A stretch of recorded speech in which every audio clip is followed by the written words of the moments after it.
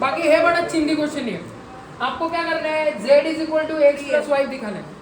z angle at the centre, x और y सब angles है, बट इनमें एक रिलेशन आप खुद डेवलप कर सकते हो अगर मैंने आपको पढ़ाया हुआ, आपको सब कुछ याद है तो। अब देखो यहाँ पे आपको लगाने हैं ट्रायंगल के कुछ कंसेप्ट बहुत आराम से। सबसे पहले सर्कल की कंसेप्ट लगा देते हैं। टेल मी कि एंगल 1 और एंगल 2 में कोई रिलेशन डेवलप हो सकता है क्या? एंगल सी सेम चाहिए, तो पहला स्टेटमेंट तो मेरा आ जाएगा ना बच्चा, एंगल 1 इक्वल एंगल 2। साथ ही साथ एंगल 4 इक्वल टू एंगल 3, ये भी तो स्टेटमेंट आ सकता है। कोई डाउट यहाँ तक? दोनों का हम रीजन क्या देंगे? What reason we should give? Angles in same segment, angles in same segment. Done done, angles in same segment. Okay बच्चा, यहां तक कोई डाउट है? ठीक है। फिर और एक बात मैं क्या बोल सकता हूं सेकंड, कि एंगल z जो है, यहां जो एंगल z है, क्या ये 2 टाइम्स ऑफ एंगल 2 या 2 टाइम्स ऑफ एंगल 1 बोल सकता हूं? क्या मैं बोल सकता हूं ये चीज? क्यों? What is the reason? Very good, inscribe the angle theorem. बहुत होशियार बच्चे हैं मेरे, ठीक है। यहां तो कोई डाउट? अब आते हैं ट्रायंगल्स के प्रॉपर्टीज के। क्या मैं ये देख पा रहा हूं, क्या मैं ये देख पा रहा हूं कि यहां पे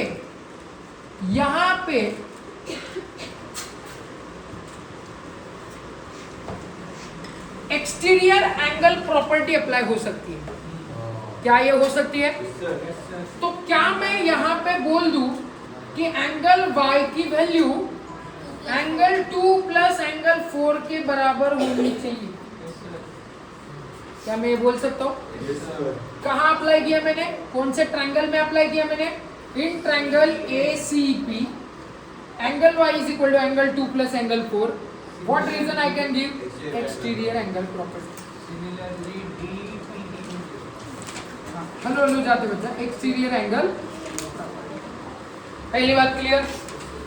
अब सिमिलरली आप देख लो, क्या यहां पे भी इस ट्रायंगल में भी एक्सटीरियर एंगल प्रॉपर्टी लगाई जा सकती है? EAD, इसका ये वाला एंगल एक्सटीरियर है कि नहीं?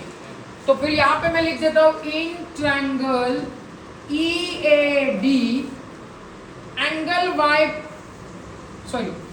Angle 4 plus angle x is equals to angle 1।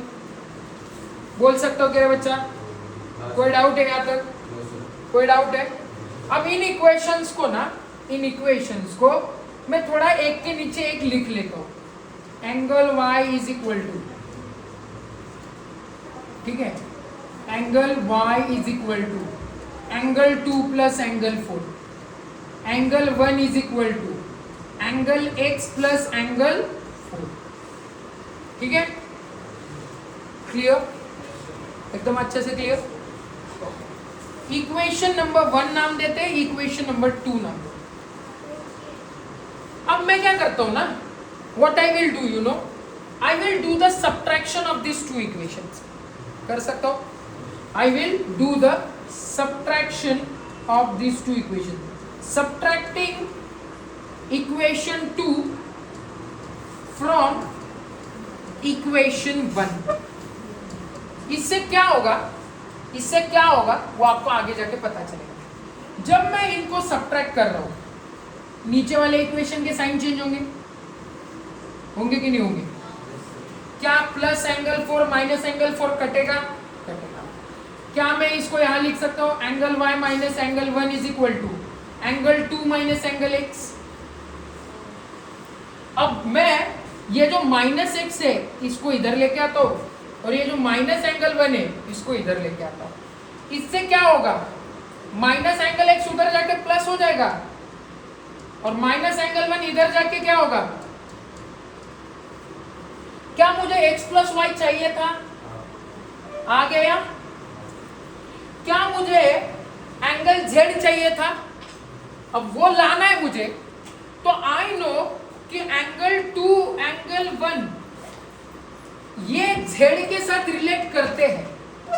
कैसे? इंस्क्राइब्ड एंगल है, बराबर ना? Angle Z is twice of angle 2, बराबर? क्या मैं यहाँ पे लिख सकता हूँ, यहाँ पे मैं लिख सकता हूँ कि एंगल 2 की वैल्यू, यहाँ से अगर एंगल 2 की वैल्यू निकाली तो यहाँ से एंगल 2 की वैल्यू क्या एंगल Z/2 निकलेगी। देखो ना, 2 उधर जाके डिवाइड होगा, तो इस एंगल 2 की जगह पे क्या लिख सकते हैं, एंगल Z/2 लिख सकते हैं क्या, एंगल Z/2। क्या एंगल 1 की जगह पे भी लिख सकते हैं एंगल Z/2, तो यहाँ दोनों की वैल्यू एंगल Z/2 लिख सकते हैं। Okay, angle Z/2 plus angle Z/2 क्या होगा, हाफ प्लस हाफ मिला के क्या बन जाता है, होल। तो Z/2 प्लस Z/2 कितना हो जाना चाहिए, 2Z/2, 2 से 2 कटा बच्चा, आंसर आ गया angle Z is equal to angle X plus angle Y। कोई डाउट, कोई दिक्कत, आराम से आ गया। क्या किया समझ आया ना, रिलेशन डेवलप किया। Y angle 4 plus angle 2, x plus 4 is equal to angle 1, and then we have just subtracted this two equation. वहां से ट्रांसपोजिशन किया, y को एक माइनस एक्स को इस साइड लेके गया, -1 को इस साइड लेके आया, angle 2 plus angle 1। I know कि एंगल 2 एंगल 1 का z के साथ कोई रिलेशन बन रहा है। क्या बन रहा है कि एंगल 2 z का आधा होगा, एंगल 1 z का आधा होगा, Z/2 प्लस Z/2 2Z/2, 2 cancel, angle Z is equal to angle X plus angle. Clear? कोई डाउट? लिख लो।